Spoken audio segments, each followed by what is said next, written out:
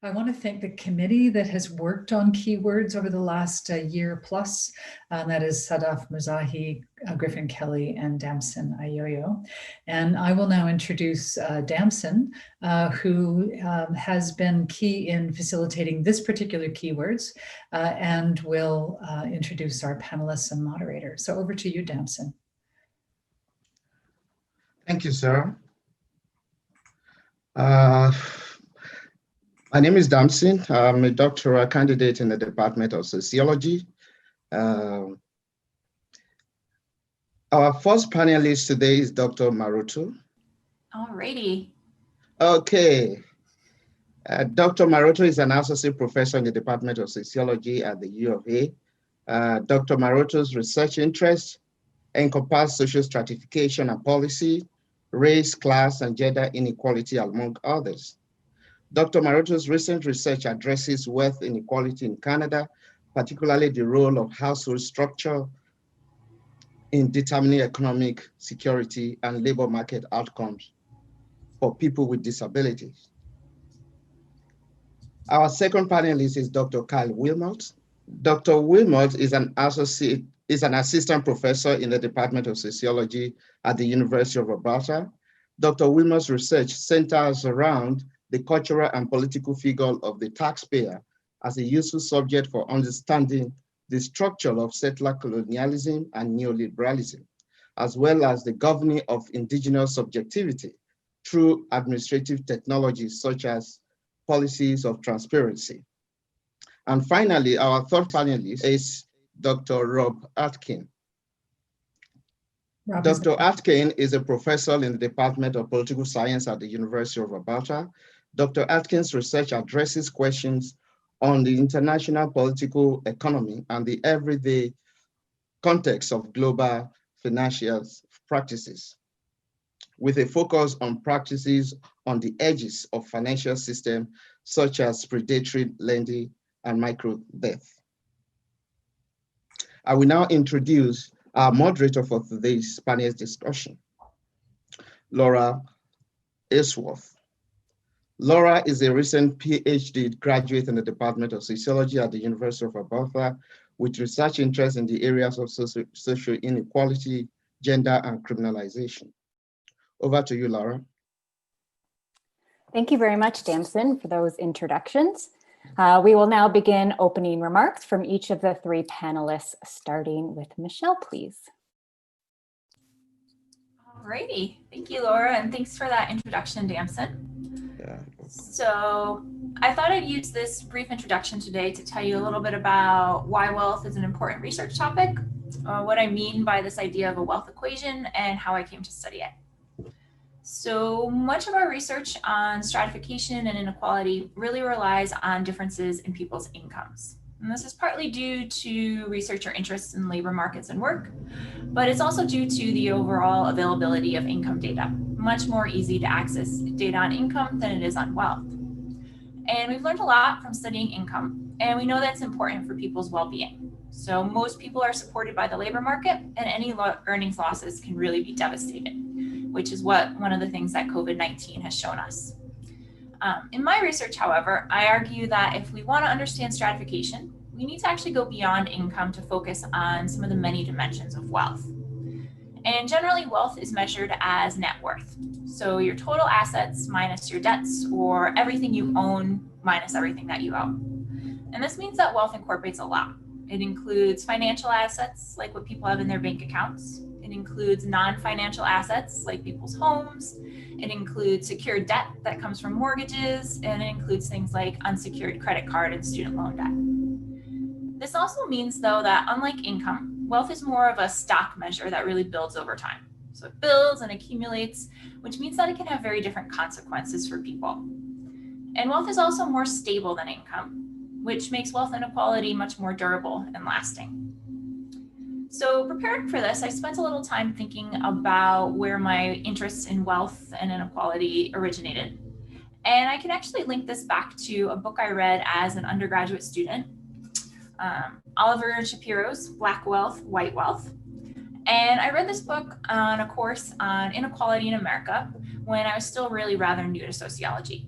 So this was actually the first time I really started to understand the importance of wealth as well as housing for inequality. And this book brings together aspects of historical and contemporary structures. And it also considers the role of discrimination and segregation in producing and reproducing wealth inequality. And it shows us how important wealth is for solidifying people's advantages and creating opportunities. And it also highlights aspects of intergenerational inequality and how this is tied to wealth. So wealth is something that is passed on through generations. And this was something that definitely stuck with me early on. I didn't actually get around to researching aspects of wealth though until my dissertation. And that's when I came across another really influential book for me. And that was Sullivan, Warren, and Westbrook's The Fragile Middle Class. Now, my copy is either sitting in my office, or if I did bring it home, it's been taken by my toddler to draw on and never be found again, which sadly has been the fate of a lot of books lately. But the second book really gets at some of the other components of wealth and that wealth equation that I referred to earlier. And specifically, it's the negative side of wealth because it focuses on aspects of debt and bankruptcy. And here, two things really stood out to me. The first is that bankruptcy, which is a legal process where people declare that they're unable to pay their debts and then ask for them to be removed after exhausting their assets. Bankruptcy here is really a middle class phenomenon. So this is because you also need to have some income to actually take on debt and access lending in the first place. And the ability to take on debt and build wealth really depends on people's access to credit markets, which low-income households don't actually even have that access. And the second thing here is that the primary causes of bankruptcy are illness, particularly when connected to medical bills, divorce, and job loss, events that we don't necessarily always have control over.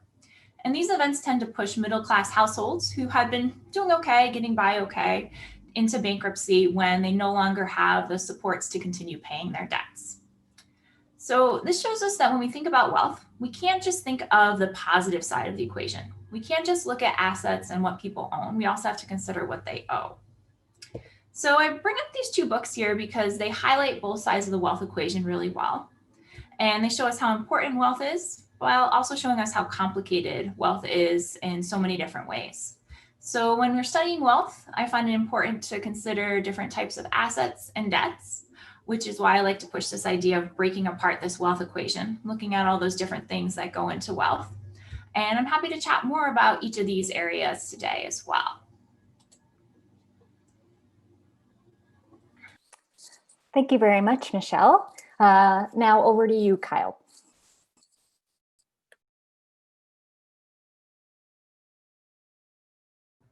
There we go. Okay. Thanks to the Keywords folks for the invitation, and I'm glad that we were finally able to convene this. A little bit delayed from when we were supposed to, of course, but you know, here we are. So I'm gonna talk about this through a range of the things that I study, most of the research that I've done is involved, and the current research that I'm doing is involved with something that very few people engage with in sociology specifically, and that is the tax and taxation. And specifically, the thing that I'm sort of looking to do in my research program is looking at the sort of informal social life of tax as it relates to anti-Indigenous politics and settler colonialism. So, you know, I would look at something like, let's say, the idea of political imaginaries, right, where tax has a fairly wide-ranging brief of things that is expected to be able to accomplish for us. And we imagine a number of things about tax, and, you know, what would we do if they were higher? What would we do without them, as if they didn't exist, or if they were lower or in different formats? How do they create and limit wealth? All of the vagaries of who pays and who doesn't pay and who should pay and how much. And we can think about those things as policy discussions, but I also generally want to think about these things about how tax and taxation formulate as forms of political vernacular and sort of in the informal. And it strikes me that much of those discussions that we have about taxes these informal discussions are obviously not sort of connected to the actual empirical reality of taxes or the material truths that we might be able to explore about taxes. We need to instead sort of refigure those kinds of discussions as thinking about taxes as moral issue, right? And primarily we're thinking about these things as moral issues about the distribution of wealth, right? Whether that's up or down or wherever it's going. What we would like to see in our society around the distribution of wealth and the sort of political decisions that are embedded in what forms of wealth and income are taxed and which aren't, and so forth. But my point is that if we look at the informal social life of tax in a settler colonial society, and through that lens, we can see how tax relates to other forms of distribution as well, the distribution of property, land, and even citizenship, right? Who belongs to the state, who can't be taxed, who can be taxed, how nationhood is practiced through taxation and even perhaps the absence of taxation, right? So it gives us a number of clues. I think tax and how we talk about taxes gives us a number of clues about wealth and worth and belonging, right? Now, the common sort of ideas of that circulate about taxes and Indigenous people specifically, right, flow from a variety of sources. But some of the things that I like to think about in relation to this are the ideas that Native people don't pay tax, or the common sort of phrases, why should I as a taxpayer subsidize Native people, et cetera, et cetera. These kinds of sort of political myths that exist. And I think that's one of the sort of key things that I look at in my research, right? Because I think that for whatever reason, tax has served the settler imagination for a very long time and in a very specific sort of way. And that's what I'm attempting to understand, how tax has its position around all of these myths about Indigenous peoples, and how that relates to things like wealth and inequality in our society. So specifically, I might think about how it is that the tax as a legal process of extracting wealth comes to bear, right, on the subjectivities of those who are obliged to pay it, or at least those who imagine themselves, right, as paying it. And you can think about this in relation to how a statement like, about millionaire chiefs or Indigenous people on quote unquote welfare, right, transform from their base level racism, right, to a critique authored by a merely concerned taxpayer, right? And obviously these are not moves toward progress or less blunt forms of racism, but they're in fact what some folks might call examples of legitimized racism against Native people, or for Shiri Pasternak, I would almost suggest the informal parts of fiscal warfare that go on within a settler colonial society. So if I want to bring it back to wealth more explicitly, the things that I'm really interested in thinking about, how these myths and the subjectivities and the informal ideas about tax, right, circulate to create structures of political possessiveness, of control, illusions of ownership, right, and ultimately they sort of come back to this question of, right, whose territory is this to live on, and often those myths circulate around whether it should be those who consider themselves as the taxed. And so in this way, taxation legitimizes accumulation of wealth and settlement. And so that's all I want to say for now, and I look forward to the discussion.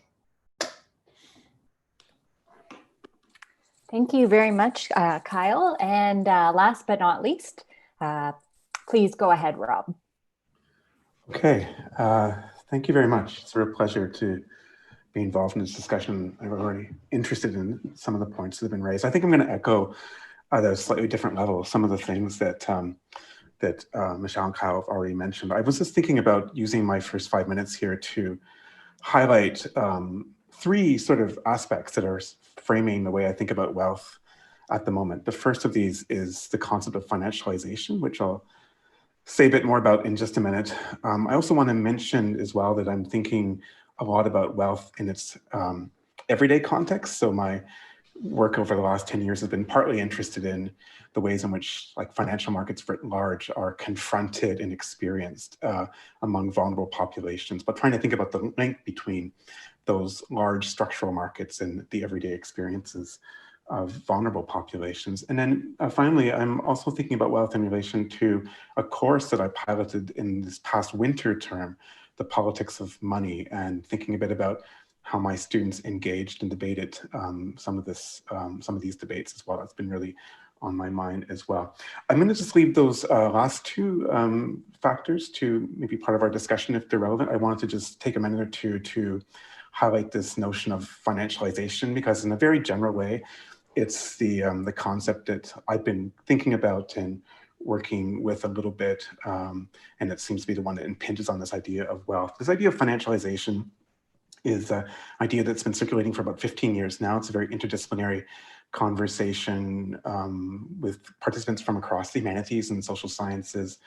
I think it's, the way I think about it is as an approach that's trying to move against, in some ways, some of the overly narrow ways in which critical political economists often think about wealth only in structural terms, but to also subject to critique the sort of technocratic ways of thinking about financial markets and wealth in sort of financial economics or financial accounting and those kinds of practices.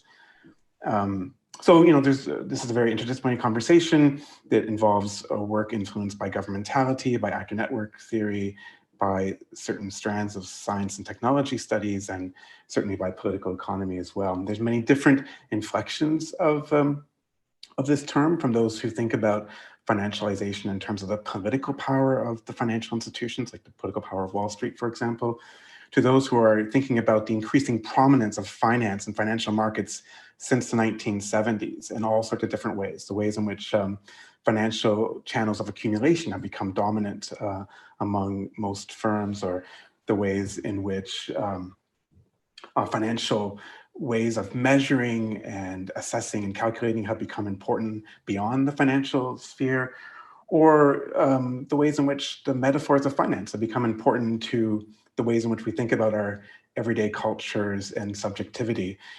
But I think for me, one of the key implications of this work, and it maybe hints on something Michelle had mentioned here, was a focus on assets and how assets are formed. So there's a really important attention in this work to the very concrete ways in which assets come to be formed, how they come to circulate. Assets are a very unique form, like say in relation to the commodity, and assets are commodities, but they're very particular kinds. And this work has a lot of very interesting, like this work on assets, I think has a lot of interesting theoretical implications, but there are a couple empirical tendencies that draws our attention to that I think are the place where I start thinking about wealth. And that has to do with the relation, like the deep relationship between financial assets and debt, which Michelle indicated and is asking us to be careful about in disaggregating in important kinds of ways. I think empirically, this means that we have to think about, since the 1970s or 80s, the really important ways in which two trends have become interconnected and intersect. That is the intensive growth of financial wealth and financial assets, like that is the wealth that's now held in financial form, has grown like in a spectacular kind of way. And there's very different ways to measure this at the macro level, but we could think about the growth of financial capital and the way it's tripled over the last 2 decades, or the way in which the growth in financial capital now outpace global output tenfold, and many other different ways we might think about the wealth that's held in financial forms in particular.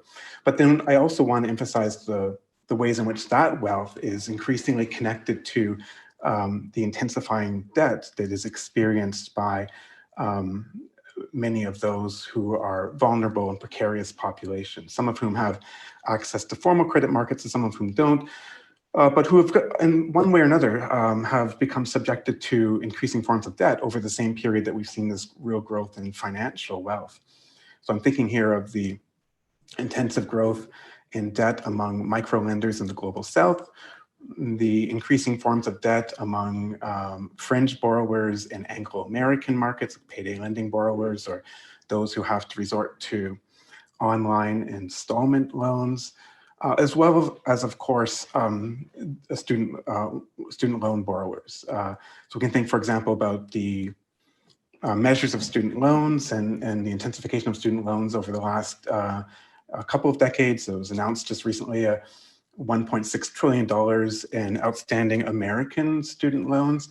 And what's interesting to me, and what is at the heart of my research, is thinking about the links between those forms of debt and the financial wealth of investors who hold that debt in one form or another as an asset, and how that process occurs. So we could obviously trace this there's a long history to this process.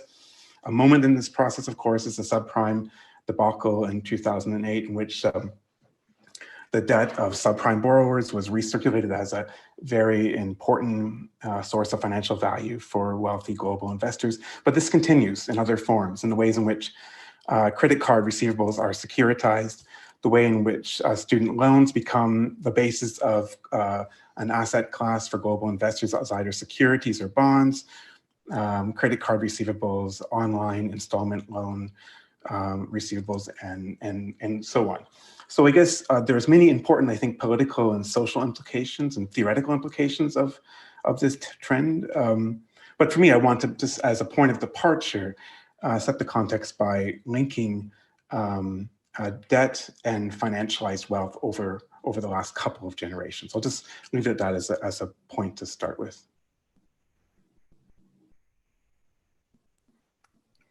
Well, thank you very much, everyone. That's such excellent opening remarks, and they've identified so many important issues worthy of further exploration. So I thought we should just dive right into some questions, for which I will invite all panelists to respond if and as they wish. So just unmute yourself if you have something to contribute. And my first question concerns something that I felt emerging from all panelists' initial opening remarks, and it relates to the issue of wealth and life chances. So wealth certainly seems to determine life chances, and at the same time, adverse life events can undo wealth.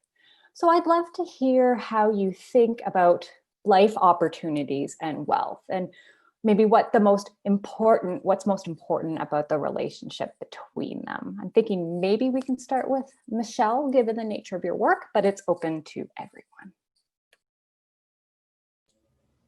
Sure. Yeah, so I think one of the really important and interesting things about wealth is that it does so much more than income. So you can use your income to buy things that you need on a regular basis, but wealth also provides these opportunities that you don't necessarily have without it.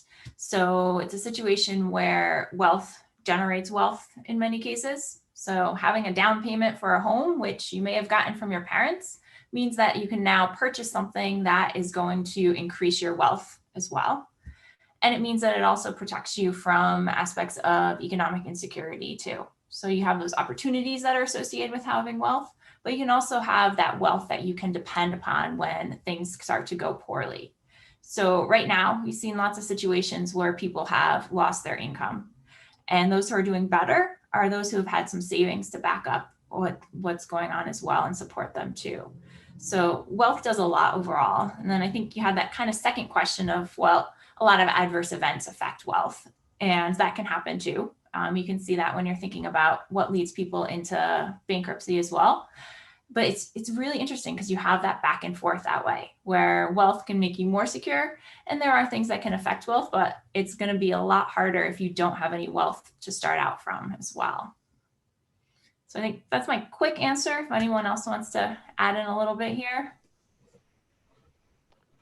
Well, I don't know if Kyle wants to add something, but I'll just quickly say that one thing that interests me is I've just been interested in the development of recently, or over the last 2 decades, of like predatory lending mechanisms that seem to be by design trying to enroll borrowers into forms of credit that extend over the life course. So we think about the life course here and its variability.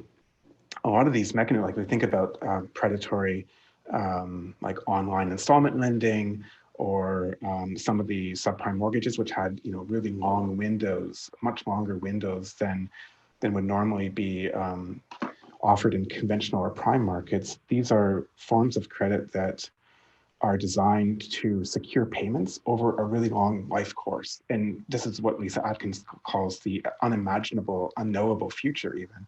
And so for those who are trapped in the worst kinds of these predatory debt cycles, those payments are encumbering and burdensome and are often taken on alone. And yet they also become, as I mentioned earlier, because they represent this long-term stream of payments, they become the basis for financial value for those investors who are able to find ways to package them into new asset classes. So that life course the whole thinking about the life course has a really important, it's an important question to think about, especially with these mechanisms designed to secure payments over the long term.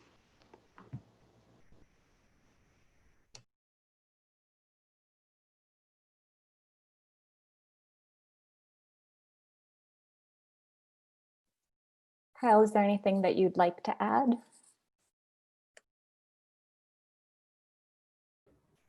Yeah, so it's a challenging question in relation to in relation to this, because I think a lot of the things that I'm looking at are sort of not necessarily material, but I think one of the things that is particularly interesting in relation to the sort of tax way, the ways that people think about taxes in relation to this concept is this. I'm sorry, there's somebody doing construction right above me, and it's, anyways.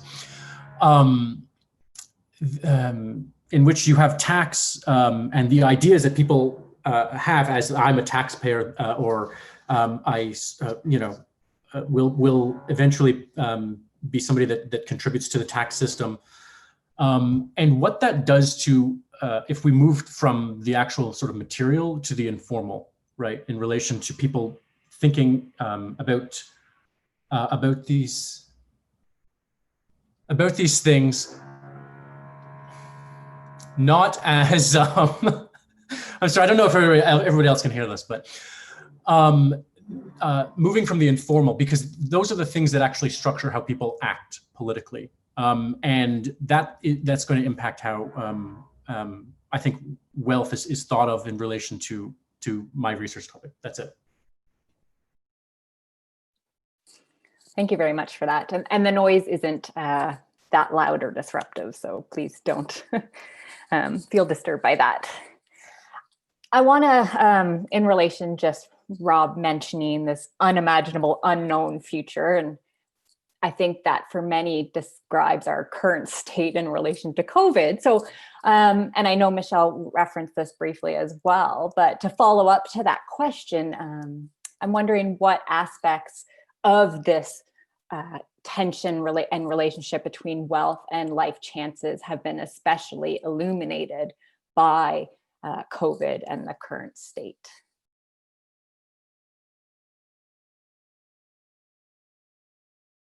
And this is to anyone. I can take a first crack at it. There's so many things we don't know about the long term of that, so that'd be really interesting to follow. But one thing I'm looking for is, not looking forward to, but looking for with a bit of dread is for those forms of financial innovation that will try to take advantage of this moment of crisis and so on. And I know that there are lots of reports bubbling now about financial institutions thinking about the opportunities and the risks of this moment. So you might have seen, for example, a report recently about several debt buyers who reported record profits at the end of this past summer. So debt buyers are those who buy distressed debt for a small percentage of their face value because their debts are no longer able to circulate in the financial system. And obviously these distressed debt has intensified in the context of COVID for the obvious reasons, people who are more precarious, who are experiencing distress and so on. But the debt buyers had experienced a wave of success, especially in the American context, just after the series of government supports were issued for those who were suffering in the COVID period. So all of this, the sort of package of federal policy unemployment supports and so on that went to individuals, this meant that debt buyers had more leverage to try to collect on some of those distressed debts. So those stimulus checks that were issued to those who were experiencing debt were in some ways capitalized on by debt buyers who have reported in one case 40% growth year over year. And so this is the kinds of things I'm looking for, thinking about, again, the ways in which this moment will allow for the creation of financial value and wealth for some based on the precarity of others. And in this case, we're seeing a kind of state subsidy for those debt buyers through these stimulus checks that were used or that they provided opportunities. So that's all a very early sign of just thinking about how this moment of distress and unknowns will still provide opportunities for financial institutions that want to think about the risk and opportunities at the same time.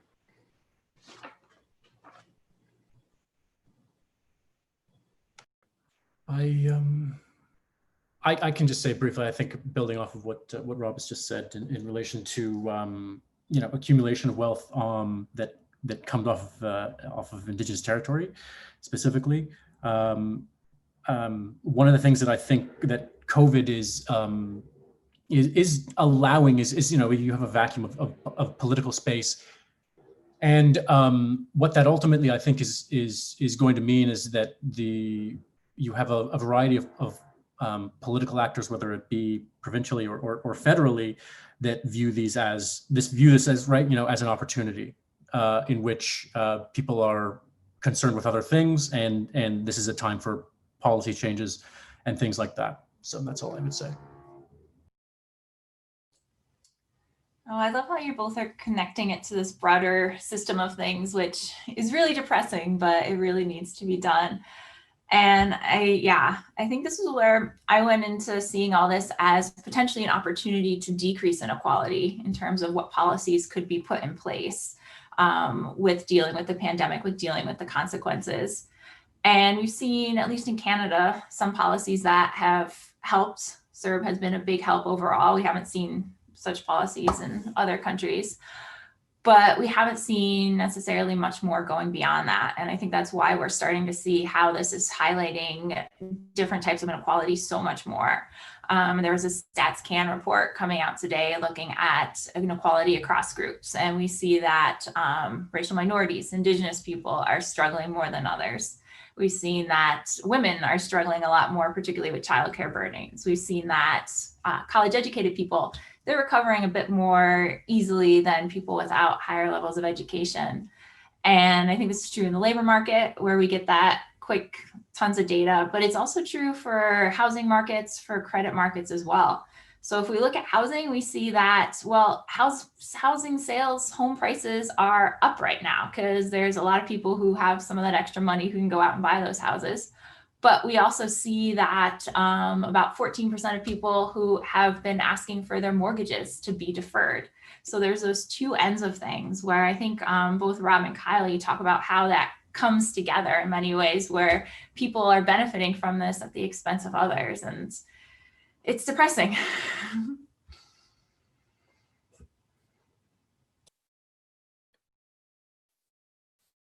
Thank you for that. I would like to invite that should people have follow-ups on other people's responses, that they should feel free to jump in and say their piece. Sort of, Michelle, your last comment was making me think of where you're pointing out both the ways in which, well, everybody's comments, the ways in which some people are benefiting at the expense of others. And there's been growing emphasis on the sort of K-shape economy, which speaks to the growing disparity of the haves and have-nots. Yet this immense concentration of accumulated wealth at the top has not yet excited a revolution, with the Occupy movement perhaps being the last major example. So I'm just wondering, why not? What's maintaining this current system, and subsequently, what needs to break? All right, you're going with the very big questions here, which is great. It's good to think about. So I guess first to think about that K-shaped recovery that people are talking about. I guess it's not quite the K, because most people at the top and the bottom are recovering somewhat. It's just that people at the top are doing really well right now, and the people at the bottom are still kind of hovering along. And I always keep thinking that something like COVID, something like a huge world war again, things like that is what's going to break this system, because that's what we had happen before. So if we think about history, we think about what was going on prior to the Great Depression, prior to World War II, we saw that huge accumulation of wealth in the hands of the few and a lot of people struggling, which didn't really work for our whole economic system. We saw things come crashing down. And I think back to 2008, and I was thinking, okay, this is gonna be the moment where this breaks down, where we actually see a situation where inequality decreases. But it ended up being a situation where inequality increased, particularly because what governments did, the policies that were instituted, helped those at the top way more than those at the bottom. And that's why, again, COVID came along and I was like, okay, this is gonna be terrible, but maybe again, we're gonna get to a situation where we see declines in inequality. And again, we're in that situation where a lot of the policies coming about across governments are really helping those at the top, doing things to say stabilize stock markets and help big businesses, and not necessarily helping people at the bottom. So I don't know what the answer is in this case in terms of maybe getting people thinking more about wealth inequality, just how great it is overall, or how much other people are struggling. But yeah, Rob, Kyle, thoughts? I really do like your answer there, Michelle. And those are big questions. So I would love to hear what other people have to say about that. But I'll just mention one thing that came out of the course that I piloted this past year. One thing that my students and we began talking a lot about is just how hegemonic the language of finance is, the way in which we're asked to imagine ourselves as not as consumers, but as risk bearers and as risk takers in like a very particular way, to think about our future as an investment, and how that language creeps in everywhere. We had a couple of weeks where we thought a lot about how climate change is being tackled often through the language of risk management and through financial mechanisms, and how that limits, of course, our political discourse. So thinking a bit about how that language became hegemonic, how it instilled itself into our daily lives, and how it spills over into lots of new places you wouldn't expect it, and then how we might challenge a hegemonic set of discourses.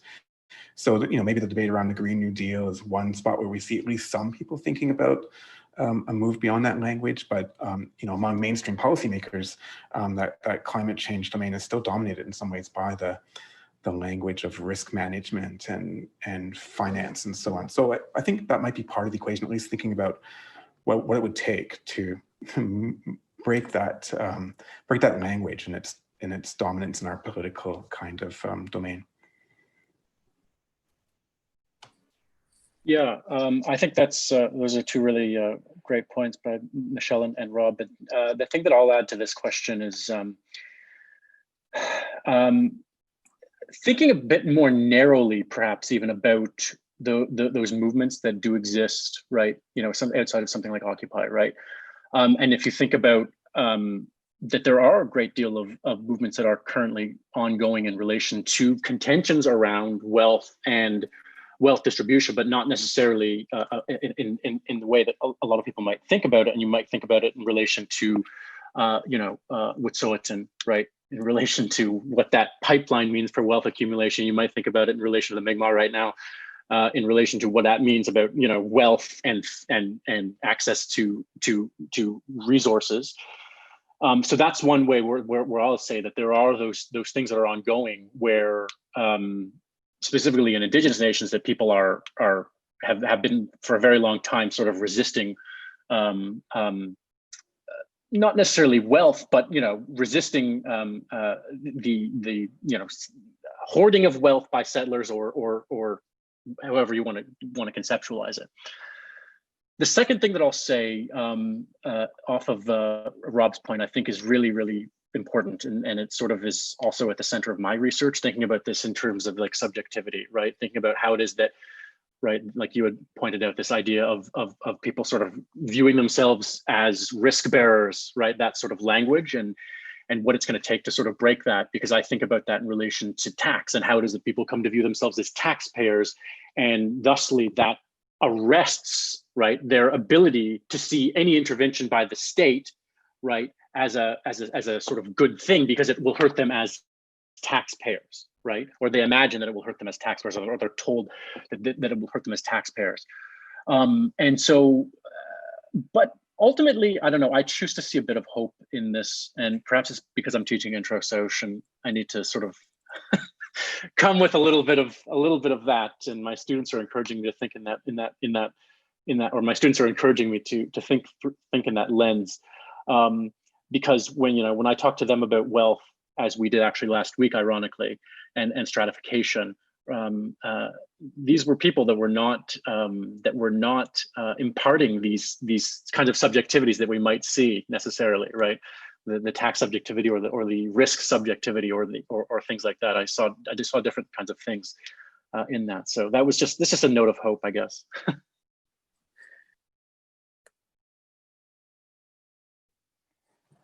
So thank you. I want to build, Kyle, just on the points you were making in your last comment here about how wealth accumulation is rooted in colonial dispossession. Of course, not only in Canada, but certainly within Canada. So how does starting from histories of dispossession change the conversations we can or should have about wealth? Right. How should it is a very difficult question, of course. But I mean, because it is a challenging thing. You're thinking about wealth on two different sort of vectors, right?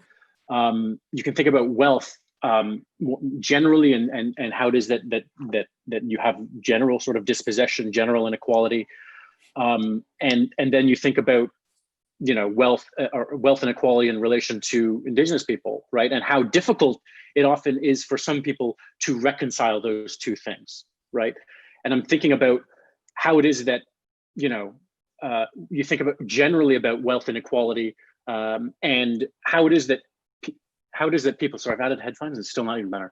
How does that wealth inequality for non-Native people, for example, can be difficult. It can be difficult to think about, Indigenous peoples and wealth, and the sort of way that Indigenous people might think about wealth and wealth inequality and dispossession, and how like there's space there for both like trouble, trouble in relation to people not being able to see wealth as dispossession at the center of Canada and other settler states, but also that there is actually space for that, because now people are able to see, okay, maybe this is what Indigenous people were talking about. When you have, right, very little say politically, when you have corporations building pipelines, through your territory, on your land, poisoning your water, all of those kinds of things, people are maybe actually starting to sort of see that a bit more clearly now, right? So there's room for coalition building in that sense, both ideologically and from a sort of political movement standpoint. But it's very challenging, I think, for a lot of people to sort of reconcile those two things.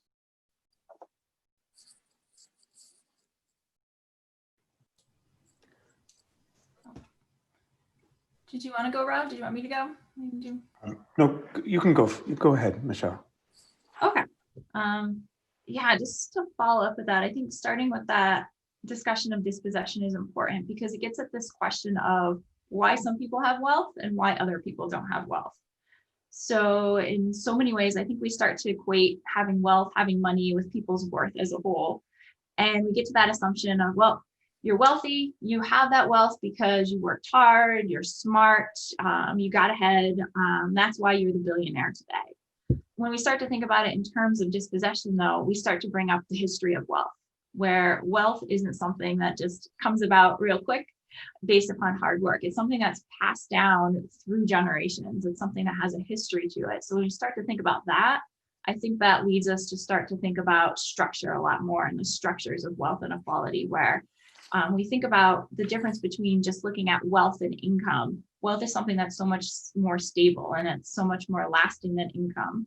And that's why it also gives people those extra opportunities and those extra levels of power as well. So we need to start to think about that structure, which gets at these bigger questions. Well, if I could just, and that's really, both of you really insightful comments there. I'm thinking about all of that.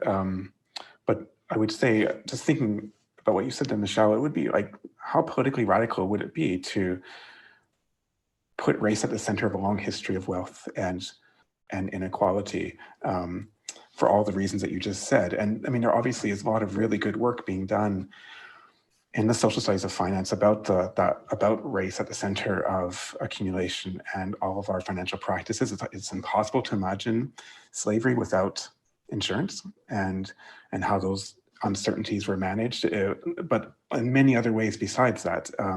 You know, the whole formation of a global economy built around these kind of financial practices is what enabled and was enabled by you know, slavery and the global slave trade. And many of the innovations that characterize our financial markets today are the result of experiments during the period of slave ownership. So, slaves, as the historian Edward Baptist reminds us, slaves that were securitized and mortgaged and bundled into bonds for global investors in the same way that subprime mortgages would be many generations later. So you get the sense that there's a longue durée to wealth and to the financial practices that make it possible. And yet politically, that longue durée is completely absent from the way we talk about it in the most popular settings. So if we could find ways to inject race at the center of these popular discussions, I think that would be a radical maneuver.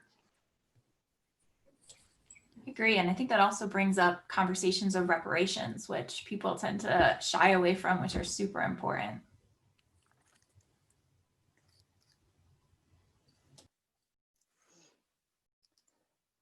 Building on those points, injecting race at the center of popular discussions, raising the issue of reparations, placing race at the center of conversations. How does wealth, or in what ways are racial justice and decolonization movements such as the Black Lives Matter and Indigenous Lives Matter movements fundamentally related to wealth? Or how does wealth matter within these movements?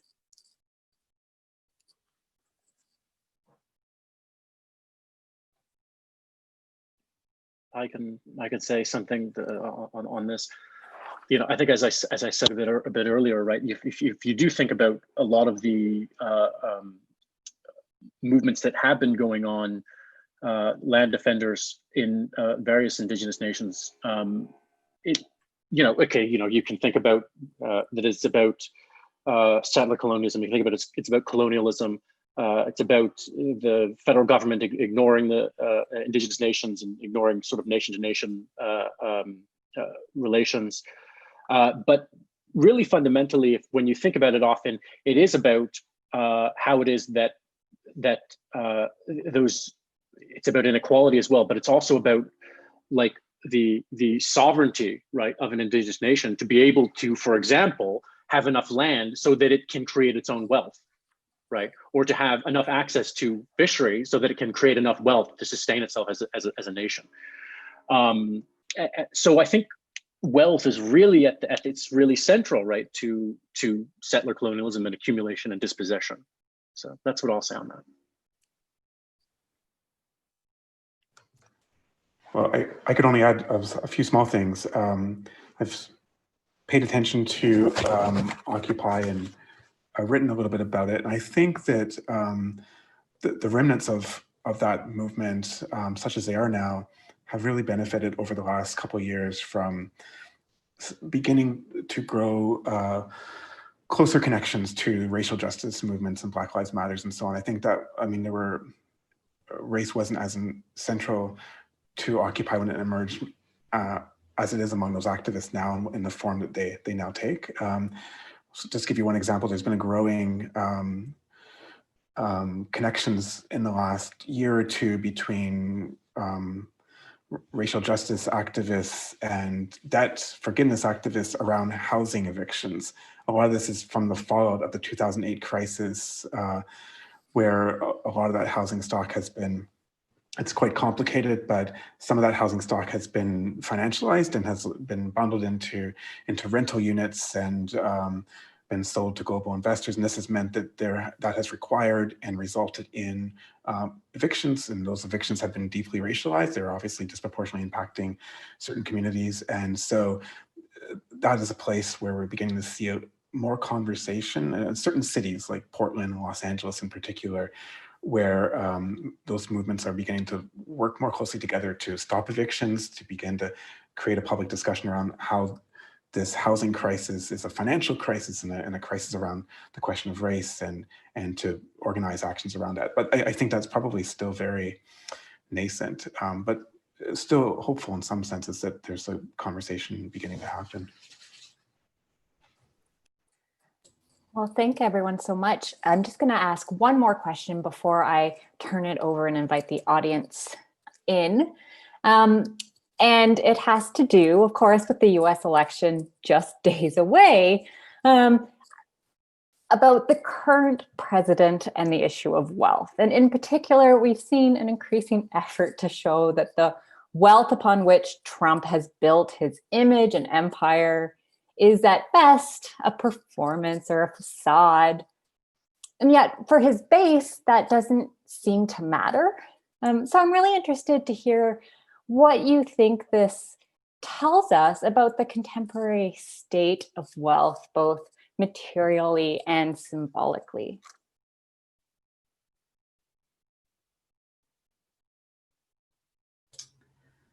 Well, I mean, there's several interesting things there. And I think part of it connects to something I said earlier about wealth being connected to worth, where we think of wealthy people as being more worthy and having all of these great qualities. When you think about it in relation to Donald Trump and his base supporters, it gets much messier, particularly because the truth isn't necessarily part of the argument in this case, I guess, to put it in nicer words overall, where people are going to believe what they want to believe. And if Donald Trump says he has more wealth than his tax reports say, then he does, according to some people.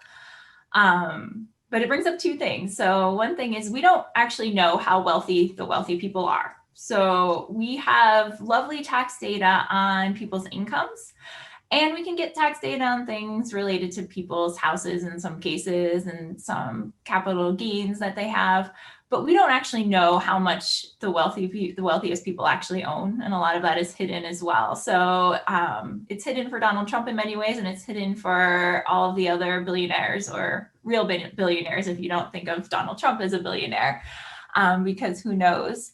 But I think overall, the bigger thing here is that the broader wealth imbalance and extreme wealth inequality is one of the things that got Donald Trump elected. It's one of the things that shifted power to a smaller group of people who wanted to be able to put forward certain agendas, who were able to use Trump to do so. So it's not just about Donald Trump in this case. It's about a long history of inequality. It's about broader things with the Republican Party in the United States and conservative governments elsewhere. He's kind of just become the face for all of this. And yes, as someone who gets to vote in this upcoming election, who's already voted, it's definitely something that's definitely on my mind right now, where I'm hopeful, but we will see what happens. Well, if I were to take a step back from Trump's strange, surreal image of wealth and just think about the American election more broadly, one thing I'm thinking about, and I can't figure out whether to be optimistic or not about this, is to what extent a potential Biden administration what approach it might take to this question of financialized wealth. Obviously, on one hand, the experience of the Obama administration was one that more or less took on the prevailing approaches to wealth and the prevailing language. His cabinet was full of former Wall Street important Wall Street people, and of course, as I think Michelle mentioned this earlier, at a moment in 2008 when it could have been a break in the dominant policies, it seemed like, with some minor exceptions, that Obama administration was pretty cautious about what they took on the finance. They did, if you could think about the Consumer Financial Protection Bureau as one small element, but overall, that was a regime, that was administration that was pretty friendly to Wall Street. Since then, so that there's that legacy, and Biden was part of that, and you can imagine a kind of cautious continuation where Wall Street's quite happy with the Biden administration, assuming that one is coming. But on the other hand, since then, there's been a percolating on the left, have been ideas that possibly might signal something of a break. You think about the talk of a financial transaction tax that comes from Sanders and his group, and both Warren and Sanders presented policies around student loans that might be an opening to a slightly different approach to that question, and how that debt's taken on and how it's financialized and so on. So obviously, one thing we need to look at is some of the early signals coming from a Biden administration around key cabinet positions, and whether these ideas are going to circulate, or whether there's going to be more and more pressure from those on the progressive side of the equation to get some of those on the policy agenda. So that's the way of saying it. I have no idea, but it'd be really interesting to see how this unfolds. So Rob sort of brought it into the hypothetical of a potential Biden administration. I'm going to bring it slightly back to the 2012 election that I thought was very interesting to think about from my sort of perspective as somebody that's interested in tax and wealth. And people might remember back then in 2012, there was this video of Mitt Romney, right, the Republican nominee, released, in which he was admonishing the 47%, right, the people that didn't pay income tax. And then 4 short years later, Donald Trump, in the presidential election of 2016, during a debate, literally said something, I'm not going to get the verbatim quote right, but said something along the lines of, after somebody had said, do you pay taxes? And he said, that makes me smart, right? So it was this very sort of, it was like whiplash. We went from tax being so deeply connected with worth, right? That idea that if you're the 47%, you're get out of here kind of thing. And to Donald Trump being able to say, not paying taxes makes me smart, right? And it does go back to this earlier point that Michelle makes about, right, about worth, right? Moral worth, right, in relation to tax and wealth and all these things, and the swirling of all of these things around, and how utterly bizarre it is that there could be this huge difference. But ultimately, what it probably ends up looking like is simply that those who have can do whatever they wish, right? And that's what I think that's the thing that's at the end of at the baseline of Romney's comment, right? The elect who pay taxes, right, should have dominion, right? And then in Trump's point, it's like, I have enough, who cares, right? Doesn't matter what I do, right? He's sort of the avatar of that, of the absurdity of you can do whatever you want if you have enough, right? So that's what I'll end on. That's it. Well, thank you everyone so much for this fascinating discussion.